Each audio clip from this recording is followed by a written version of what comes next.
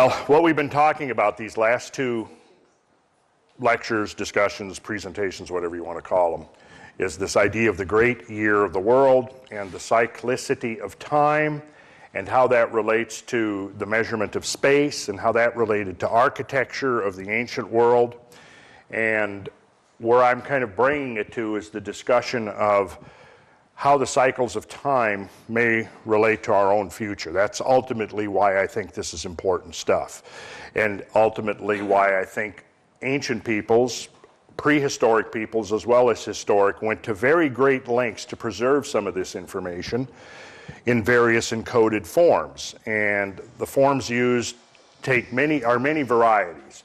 All kinds of systems of symbolism that some of you may have studied, or at least most of you are aware of, such as the Kabbalah, such as the Hermetic traditions, alchemy, Freemasonry, a lot of different areas like this that are basically just the tarot cards. A very powerful example of how ancient knowledge, which I consider to be scientific knowledge, every bit as scientific as knowledge that you would learn in a university today, has been preserved for not only centuries, but literally for millennium. The other vehicle by which this ancient knowledge has been preserved is through the vehicle of architecture. And this is probably one of the most effective ones, because by taking the forms and patterns and symbols and encoding them in stone, they tend to endure for a long period of time. And so when we begin to look at the examples of what qualifies as sacred architecture, we discover that there's a set of criteria that's consistent from examples all over the planet. And this is a very amazing thing that has only been appreciated within the last couple of decades, the fact that underlying all of these structures that have compelled the attention of humankind, whether they're Gothic cathedrals or megalithic stone rings in Britain, or stepped pyramids in Central America, or stepped pyramids in ancient Sumeria, all of them have the same underlying geometry. All of them have the same underlying cosmic orientation. That is, they're set out to specific key locations on the horizon and in the sky above. They recreate patterns of the sky upon the earth. They're all laid out and constructed with an awareness of the patterns of geology, the geological structure beneath them. And what we see here is what I think is the remnants of a very profound ancient science. One that has been preserved to a large extent in these systems that I was talking about. In alchemy, you know that the key phrase that sums up the whole alchemical work is, as it is above, so it is below. And as it is below, so it is above, for the working of the one miracle. This is from the Emerald Tablet of Hermes Trismegistus, which is an ancient Egyptian tablet. Has been translated, and it's considered to be one of the earliest and most definitive works on alchemy. As it is above, so it is below. Everybody's heard that. I think it's on some version or variation of it. Okay, what we see when we look at these ancient cultures is that that principle was manifested literally, in the sense that the patterns of the heavens above were recreated with their infrastructure, their cultural infrastructure below. And so what was going on in the heavens was reflected in the sacred geography of their temples, of their cities, of their urban areas, of their sacred pattern of roadways and transportation networks that link to these things together.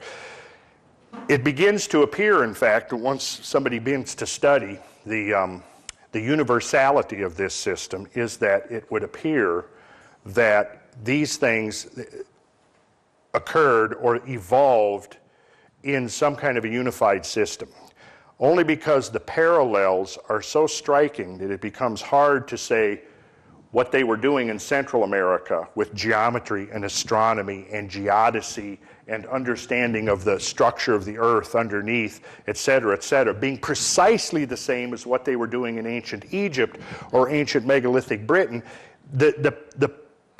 The parallels become so striking, it's virtually impossible to dismiss it as coincidence, or that they rose independently. And then when you begin to realize that the same system of measurement was being used all over the ancient world, in addition to all of these other things, it becomes apparent that we're looking at a universal system. Now, you begin to study into it, what you realize is that in historical times, we're seeing remnants or fragments of the system being employed.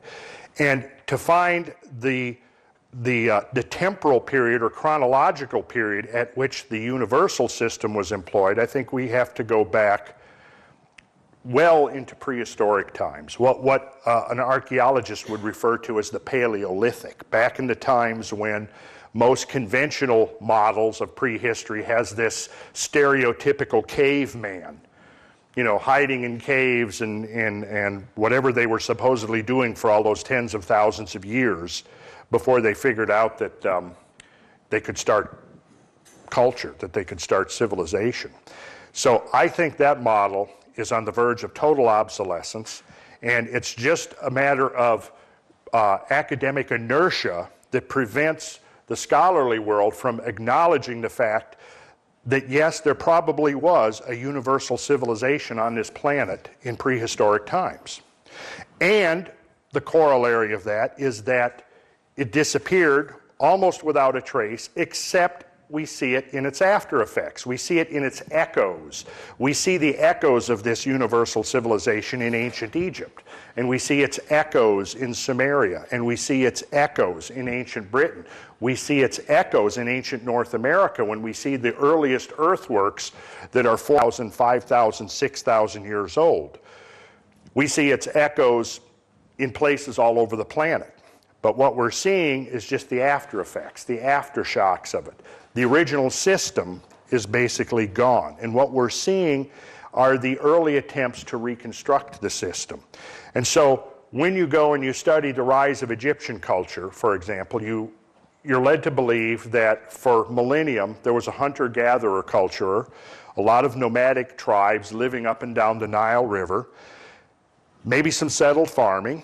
But then suddenly around 4,500 years ago, all of a sudden they're building a 482-foot tall pyramid, 760 feet at the base, that manifests this extremely elegant geometry, sophisticated geometry and sophisticated astronomy, sophisticated engineering, and they made this transition from nomadic hunter-gatherer lifestyle to building a 400-foot tall pyramid in 1 or 2 generations.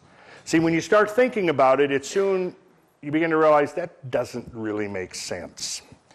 But what does make sense is that somebody had knowledge, sophisticated, advanced scientific knowledge.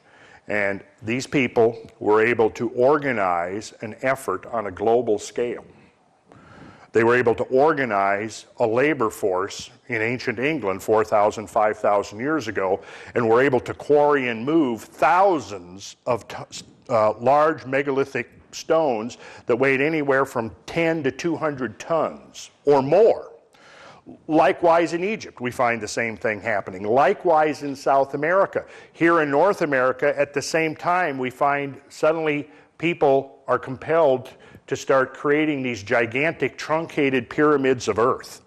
In some cases, consuming hundreds of thousands of cubic yards of earth. An enormous, enormous undertaking. And again, the model of North American prehistory is that you had nomadic tribes, hunter-gatherers, living in dispersed existences. And then suddenly we have all up and down the Ohio River Valley, all up and down the Mississippi River Valley, the construction of hundreds of these large truncated earthen pyramids. And this is going on at the same time that we find the 7 great cities in the Tigris-Euphrates Valley with their stepped ziggurats being built. And at the same time, we find the great sprawling cities in the Indus Valley with their sophisticated geometry and astronomy and geology and geodesy being built, et cetera, et cetera. So what we're ending up with is a model of prehistory whose actual manifested effects don't anywhere conform to the traditional model of what prehistory was supposed to be. So it brings us up to this idea of, if there was a universal culture that preceded, that all of these various manifestations of were echoes of. Where is that culture? How far back do we have to go? Well, I suggest that we have to go back into the Ice Age, at least 10, but probably 12 to 15,000 years and longer. Now, one of the facts that I brought up in one of the first talk we had here a month ago was that modern human beings, such as ourselves, indistinguishable from a modern human being, anatomically, physiologically, in every respect, looking like a modern person, are now at least 150,000 years old. There have been in the last couple of years some recent finds that would suggest that modern humans, oldest dated modern human remains are now 180,000 years. So how come we only have this record that goes back to about 5,000 years ago and then it basically dissipates into nothing? Well, see, the new model of history is this. What we think of as the beginning of history, 4,000, 5,000 years ago, is more accurately thought of as the rebooting of history. Because the real history, the 90% to 95% that constitutes the real history of human beings on Earth, has essentially been lost. And all we have are the fragments. And yet, we have the ability now to put enough of those fragments together to begin to get the outlines of what we are talking about when we talk about this lost universal civilization that preceded the dawn of recorded history by perhaps 5 to 10,000 years. And tonight I'm going to show you some things that will suggest to you why this civilization has become so obscure. And the only way that it has transmitted itself to us is, again, through these venues of symbolism, through the rituals that we still do in our daily life. When we practice these various rituals that we think of, just sort of do it automatically without thinking, imagine the cycle of 1 year and the various rituals that we do. We have Christmas time, we have Easter, we have Halloween, are just some prominent examples that come to mind. Every single one of those is extremely ancient and has its roots so far back that they eventually disappear into the mists of prehistory. And they are totally based upon astronomical cycles. Every one of them, every one of the ceremonies and holidays and things that we practice today have their roots in ancient astronomical cycles. For example, since Halloween is a good one. I've got a whole presentation that I do just on Halloween. In the ancient world, there was universally a Day of the Dead observed by cultures all over the planet. It was always the same day, October 31st or November 1st.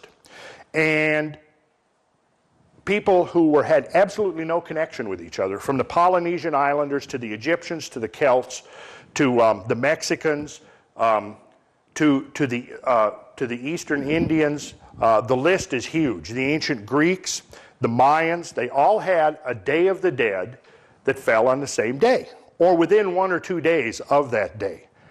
Well, how do you explain the fact that you would have such a consistency? The answer is astronomy. Because something happens on that day that had profound astronomic significance to ancient peoples.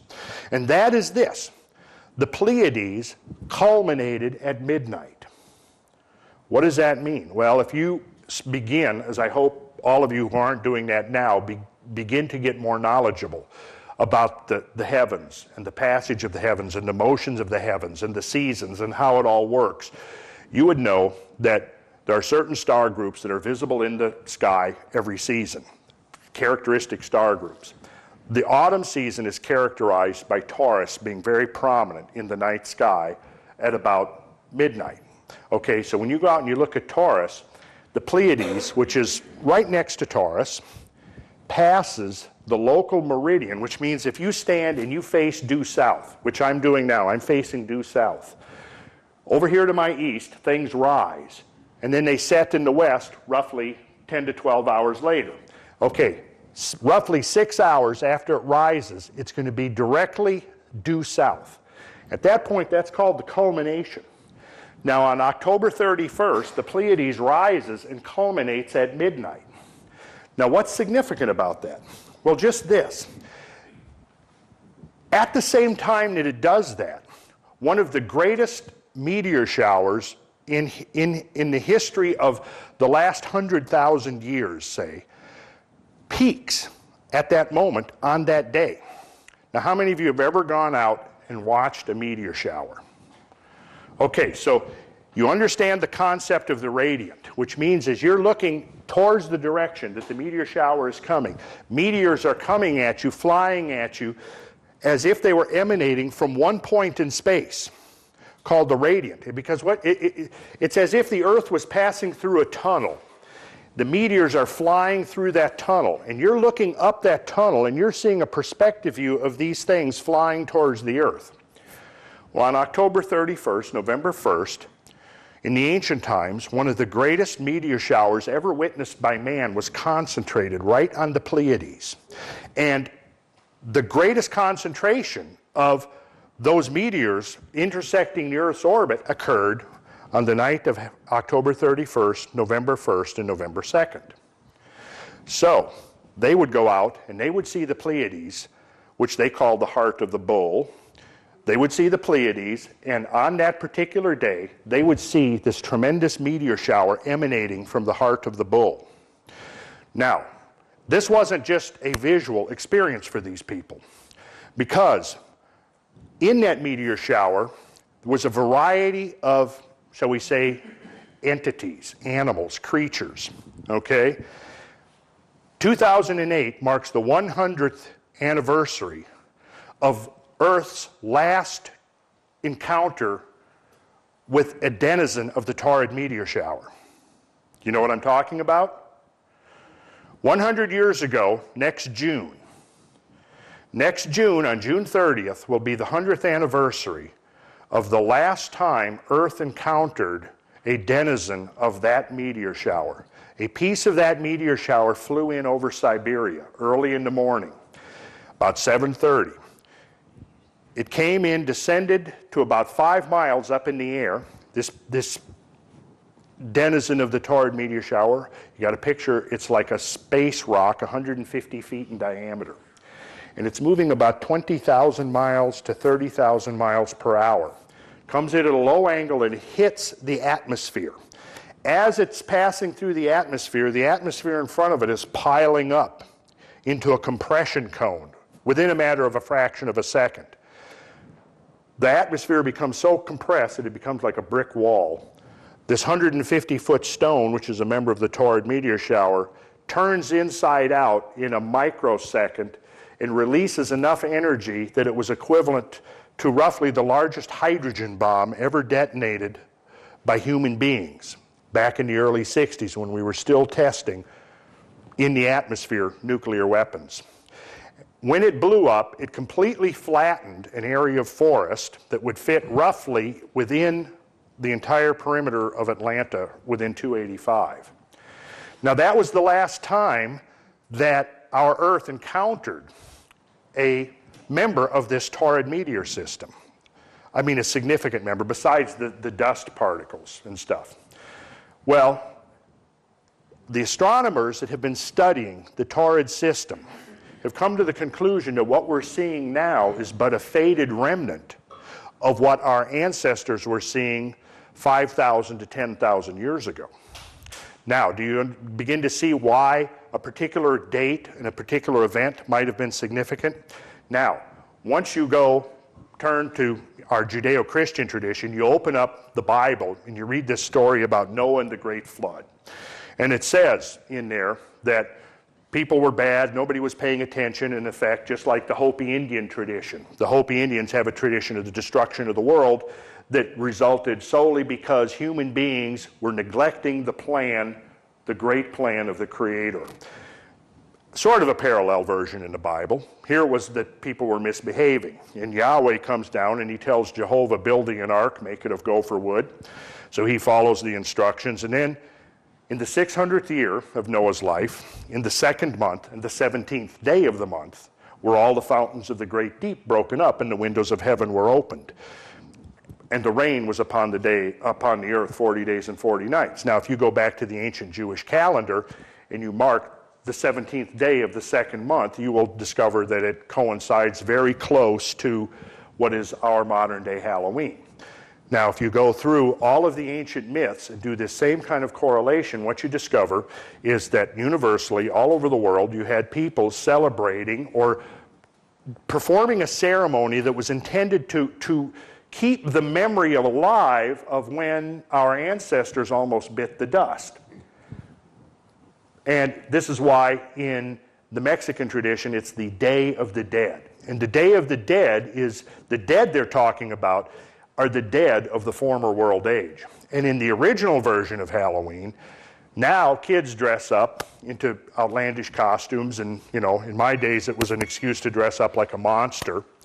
But in the original conception, all of those lost souls from the former world age would come back to cavort and dance upon the earth on the eve of that Day of the Dead, the Great Destruction, to remind the modern people of what happened when people forgot to pay attention. And so I just digress to that to give you an example of how things that we just take for granted have another dimension to them.